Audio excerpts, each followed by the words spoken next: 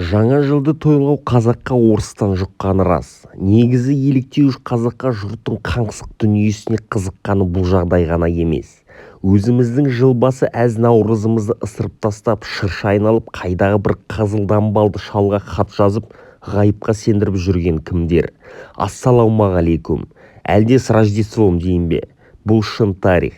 Негізі 70 жыл езгіде жүрген жұрттың миына не құйсаң да соны жұтайын деп тұрған кезең ғой. Бір күн тамақ ішпегенне 40 күн ақыл сұрама дейді ұлы қазақ ағаларымыз. Кеңес дәуірінде жоғарғы оқу орындарында атеизм деген пән де болды. Оны оқытып жүрген өзіміздің қара көздер. Әз-наурызды балақтағы бит еврей Голощекин келіп тыйым салып тастайды.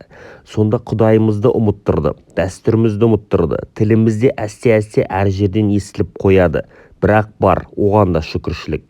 Енді мейрамды дастарханға бір жарты столичный, не советский шампанский, шошқамы басқамы оливье салат, под шубой, көгілдір экраннан голубой огонек. Міне осы жаңа жылдық болмыс санамызға құйылды да қанға да сіңірілді. Ішу, одан қалса еркектер жиналып саунаға, баняға бару. Ары қарай сценарийді айту керек емес шығар. Түсінікті ғой. Ескі жыл есірке, жаңа жыл жарылқа деп Алладан үміт күткен қазақ бүгінде орыс құл боламыз деп араб құлдан безіп, қазақ құл болып шырша айналғанымыз қалай? Қай бір христианды көрдің мұсылман мейрамын тойлаған? Қай жұртты көрдің наурызды бізден артық тойлаған? Өткен 365 күннен қандай сабақ алдым? Өзіме ғана емес өзгеге, қоғамға, қазақ жұртына қандай пайдам тиді?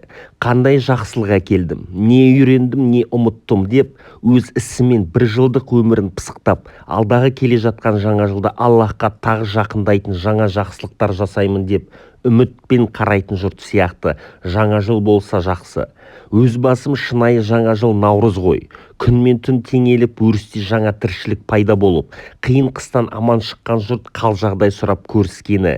Туыс жекжат аралап, ақ дастарханда наурыз көжені жақсылыққа жорып дәм тататын мейрам емес пе?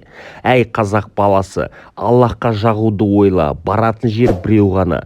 Бірақ сол жолға қалай барасың? Өмірдің мәні сол болар. Аяз атаға сенбейтін шыршасы жоқ арнаға тіркел.